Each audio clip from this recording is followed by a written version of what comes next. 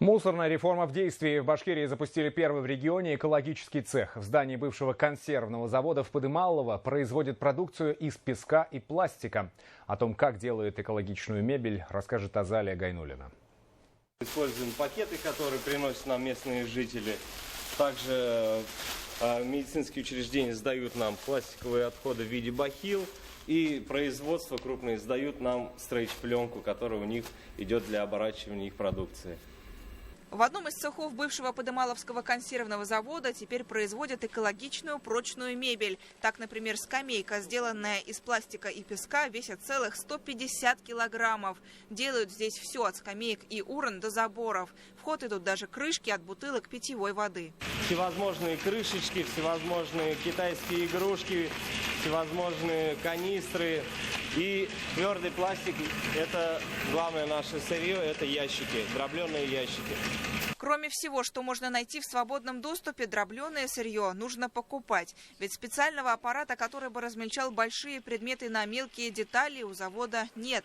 После обработки материалов в бетономешалке конструкция попадает под пресс.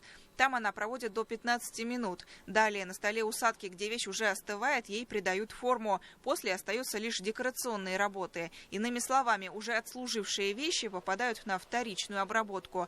Экозавод – это своеобразная реализация мусорной реформы. Какие свалки у нас на обочинах дорог?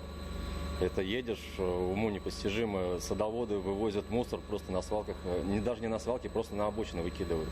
Идея создать первый в республике экозавод у предпринимателя Вадима Нуркаева возникла спонтанно. Мы с моим партнером были на рыбалке, ловили рыбу на нашем секретном месте и заметили, как мимо нас начали проплывать баллоны и пакеты, и что для нас было вообще неприемлемо, потому что мы всегда же мусор всегда за собой убираем. А после купил уже действующее предприятие и оборудование. Экозавод запущен с апреля, работают в основном на заказ. Планы у предприятия большие. Не только увеличить количество подобных заводов в районах и городах республики, но и, например, запустить производство дренажных систем, которые используются при благоустройстве парков и улиц. Экологичная конструкция, говорит Вадим, будет стоить в 3 раза дешевле обычной.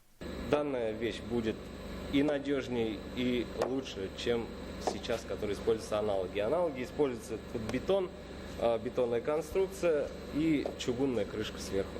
То есть бетон все равно он под воздействием воды разрушается, а это простоит вечно, ничего и не будет.